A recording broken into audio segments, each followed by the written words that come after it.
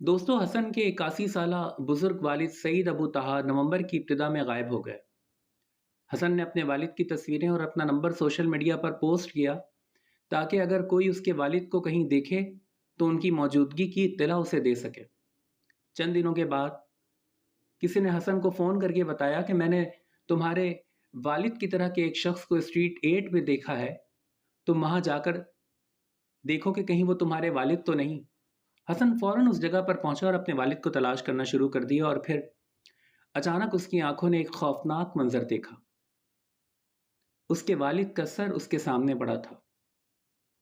उसने अपनी सारी हिम्मत जमा की और अपने वालिद का सर दफनाने के लिए उठाकर प्लास्टिक बैग में डाला और बोझल कदमों से वापस आ गया। दोस्तों, ये वाकया मशहूर शायर मुसब अबू तहा के खालू के साथ गज़ा में पेश आया।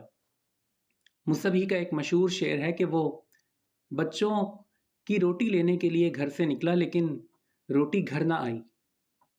घर आई तो आई उसकी लाश। न जाने कब तक यूं ही बच्चों की रोटी की तलाश में निकले बाप की लाश इस तरह घर आती रहेगी।